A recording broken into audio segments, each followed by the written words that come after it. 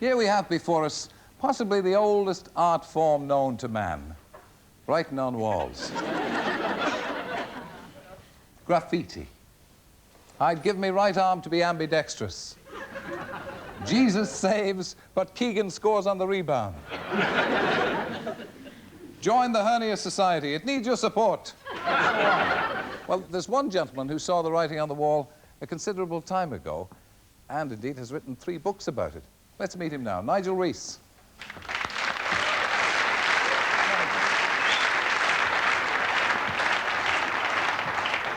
How do you think graffiti got started? I mean, you don't want to go back into the Stone Age. Yes, one has to, I think. I mean, in a sense, cavemen drawing pictures of deer on the walls was the first example of this need, which men seem to have, to do things against walls, to coin a phrase. I was in Northern Ireland last week, and I was having a shower in my hotel, and the steam, you know, spread through the bathroom and to the mirror, and you know the other thing about people writing on the mirror, and suddenly this thing came up, which I would describe as a piece of graffiti. It said, why is there only one Monopolies Commission?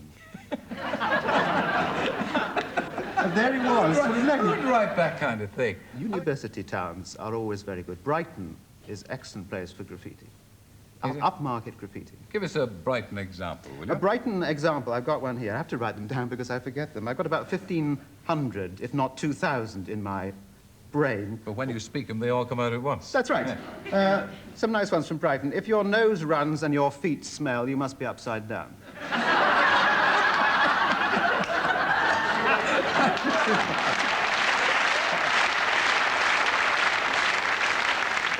If at first you don't succeed, so much for skydiving. A bird in the hand does it on your wrist.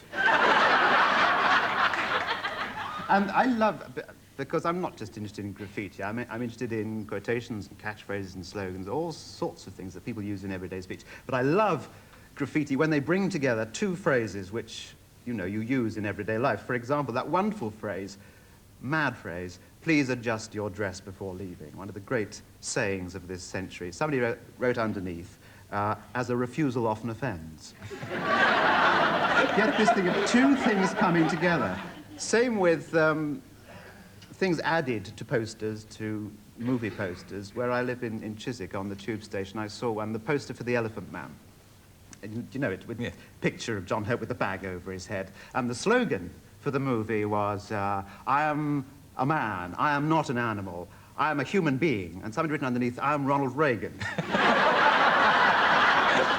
And another one of those, the poster for the film of The Shining, which had Jack Nicholson going like that, yeah. with the axe, and Shelley Duvall, the other side of the door, going, ah, like this. And somebody put a balloon coming out of her mouth saying, oh no, not the singing telegram.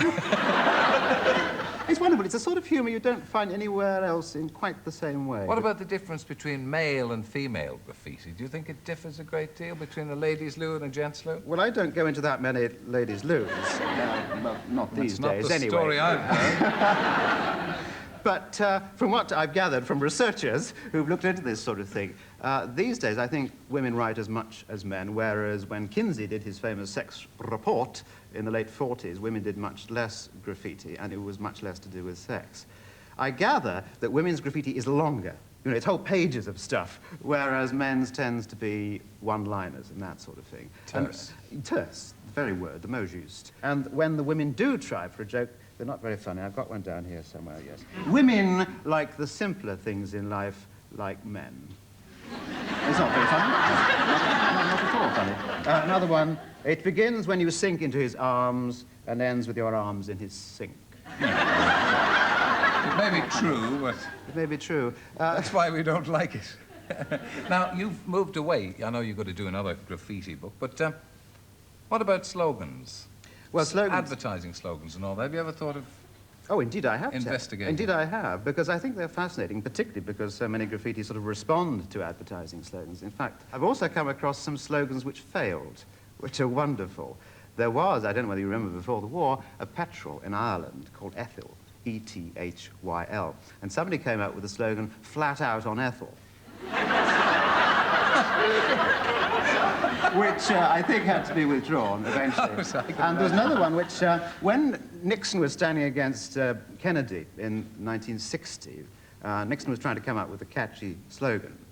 And they came up with one, which they were just about to plaster all over America, which was based on one early in this century, which was Stand Pat with McKinley. And they came up with, America cannot stand pat, until they realized that Richard Nixon's wife was called Pat. So that went into the dustbin. There are quite a few like that. Yeah. The best one I saw was on the back of a car, a Japanese car. Written on the back was the simple legend, Bly Blitish.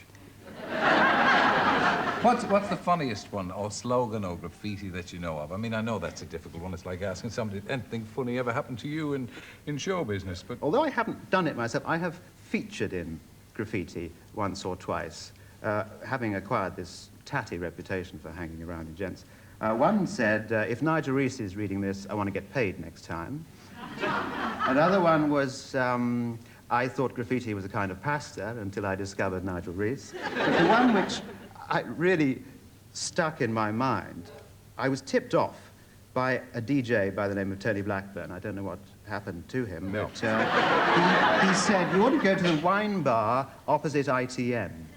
So I went to the wine bar opposite ITM, and there is indeed lots of stuff about Trevor MacDonald and people like that we've never heard of. And I had been popping in and out of cubicles, because it's very embarrassing when you're collecting graffiti. Somebody comes in, you know, if you've got a notebook in your hand, or a dictating machine. I mean, just so embarrassing. And I would sort of dive into a cubicle every time somebody came in. Anyway, I'd finished my work, and I thought, well, I might as well use this place for what it was built for. And I was going about my business, and I saw right in front of my eyes, in very educated handwriting, I may say, Nigel Rees talks a load of old walls. So I thought, you know, I'd got my bit of immortality. Anyway, until they clean it up. Preserved forever on somebody's wall, and thank you for joining us. Nigel Rees. Thank you, Terry.